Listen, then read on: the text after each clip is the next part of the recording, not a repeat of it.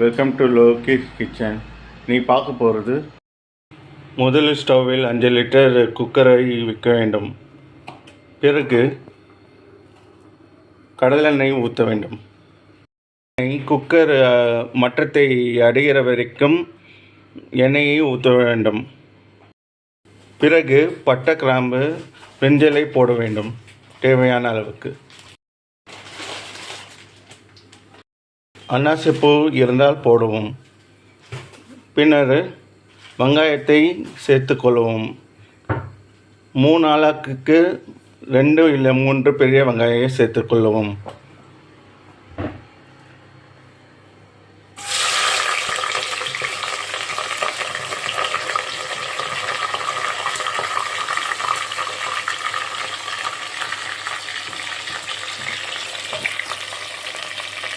பின்னை உப்பு சிறிதளவு சேர்த்துக்கொள்வோம். வெங்காயத்தை நன்கு வதக்கவும்.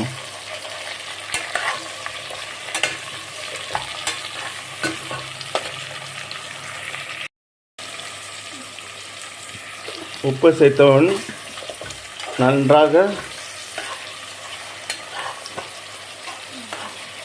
ப்ரௌன் கலராக வர அளவுக்கு வெங்காயத்தை வதக்கவும்.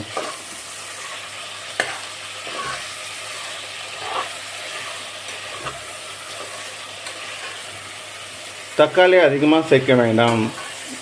இவ்வளோ அளவுக்கு நீங்கள் 2 தக்காளி சேர்த்தால் போதும். அதிகமாக சேர்த்தால் அது தக்காளி சாதம் போல் ஆகிவிடும். எனவே கம்மியான தக்காளி என்னோட முறைக்கு நான் போடுகிறேன். உங்களுக்கு எப்படி பிரியுமோ அவ்வளவு போட்டுக்குவோம். இந்த நிறத்தில் வந்த பின்பு இஞ்சி பூண்டு விழுதுகள், அதுடன் மிளகாயும் சேர்த்து அரைத்த விழுதை சேர்க்கவும். வெங்காயம் வதக்க நேரம் 7 நிமிடமிலிருந்து 10 நிமிடம் ஆகும். இப்போ இஞ்சி பூண்டு போட்டவுடன் கிண்டவும் நன்றாக. இஞ்சி பூண்டு பச்சை வாடை போன்ற பின்பு தக்காளியை போடுவோம்.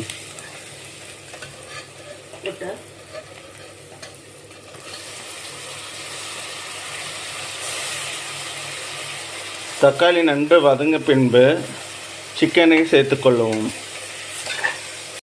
தக்காளி வதங்கிய பின் சிக்கனை சேர்த்துவிட்டு நன்றாக இதிலேயே நன்றாக வேக வேண்டும் சிக்கன். இப்போது கரம் மசாலாவை சேர்த்துக்கொள்ளவும். உங்களுக்கு பிடித்தமான கரம் மசாலா எது என்றாலும் அதை சேர்த்துக்கொள்ளவும். நன்றாக சேர்த்துக்கொள்ளவும். ஒரு 10 கிராம் கரம் மசாலாவை சேர்த்துக்கொள்ளவும். பிறகு காஷ்மீர் மிளகாத்தூளை சேர்த்துக்கொள்வோம்.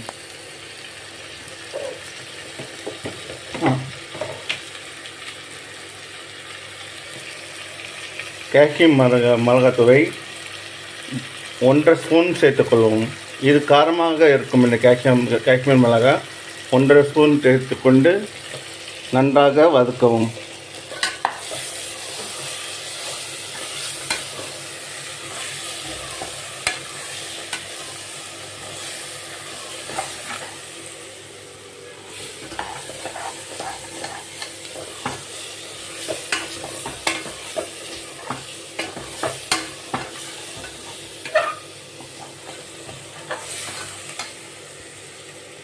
சிக்கன் அடிப்பிடிக்கிற அளவு வதக்கி கொள்ளவும். வதக்கிய பின் தண்ணீரை விட்டு லெமனை பிழிந்து புதினா, கொத்தமல்லியை சேர்த்துக்கொள்ளவும். இந்த கட்டத்தில் ஓரளவுக்கு தேவையான உப்பை சேர்த்துக்கொள்ளவும். கறிக்கு உரைக்கிற மாதிரி உப்பை சேர்த்த பின் அடிப்பிடித்த அனைத்தும் கலந்து ஒன்றாக சேர்ந்து கலவையாக உண்டாகிடும். இந்த நேரத்தில் வெந்த பிறகு கறியை அரைவைக்காட இருக்கும்போது தண்ணீரை சேர்த்துக்கொள்ளவும். 2 கிளாஸ் தண்ணியை ஊற்றவும்.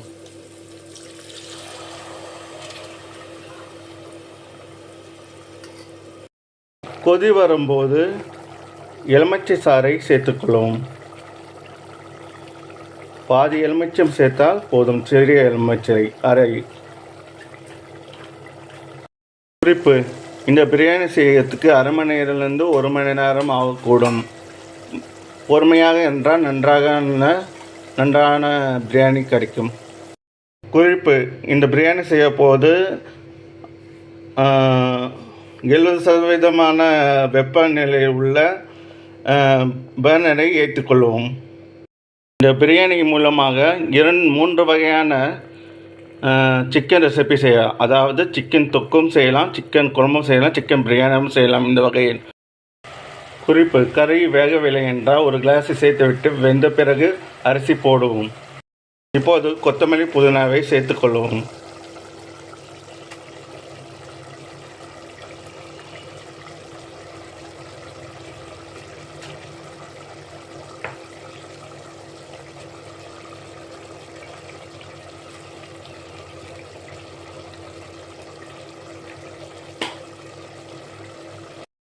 சிக்கனை போட்ட பிறகு 10 நிமிஷம் 15 நிமிஷம் ஆன பிறகு வெந்ததா என்று பார்த்து கொண்டு ஊற வைத்த அரிசியை அரவராக ஊற வைத்த அரிசியை இதில் கலந்து பிரியாணி கறியோடு சேர்த்து பிரியாணிக்காக ரெடி ஆகிறதுக்கு வேண்டிய அளவுக்கு தண்ணியை ஊற்றி 80% வேகிற வரையும் காத்திருக்க வேண்டும். கறி தொக்கு ஆன பின் ஊற வைத்த அரிசியை போடவும். இப்போது அரிசியை போடுகிறோம். பாருங்கள், அரை ஊற வைத்த பாஸ்மதி அரிசி. எந்த அரிசியும் செய்யலாம். அதுக்கு தேவைப்பட்ட தண்ணியை ஊற்றினா ரேஷியோ கரெக்டாக 80% வேகிற அளவுக்கு தண்ணியை ஊற்றி அதுக்கப்புறம் ப்ரெஷர் குக்கரை மூடி வைத்து 15 நிமிஷம் சிம்மில் வைத்து தண்ணி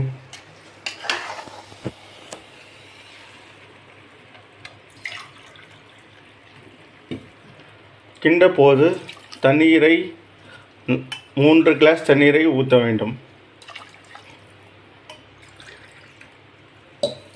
3 கிளாஸை ஊற்றிய பிறகு கிண்டவும். கிண்டி 80% அரிசி வேகிற அளவுக்கு ஹை ஃப்ளேமில் வைத்து கொதிக்க விடவும். வந்த பின் தேவையான உப்பை போட்டு அரிசி 80% வெந்ததா என்று பார்த்து கொண்டு பின்னர் ப்ரெஷரை குக்கரை மூடி வைத்து 15 நிமிஷம் சிம்மில் வைத்து வேக வைக்கவும். இப்போது பெரிய பர்னரில் சிறிய பர்னருக்கு மாற்றவும். 15 நிமிஷம் அது வேகட்டும். பிறகு பிரியாணி ரெடி. 15 நிமிடம் கழித்து பர்னரை ஆஃப் பண்ணவும்.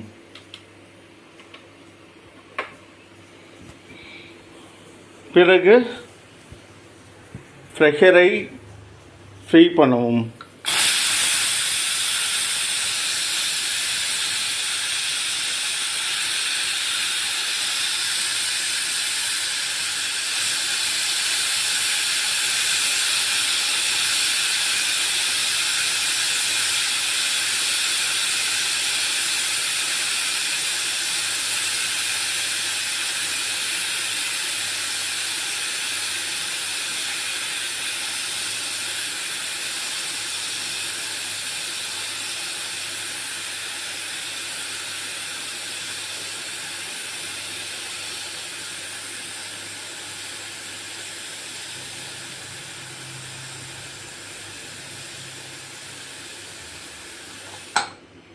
ஃபுல்லாக ரிலீஸ் பண்ண பிறகு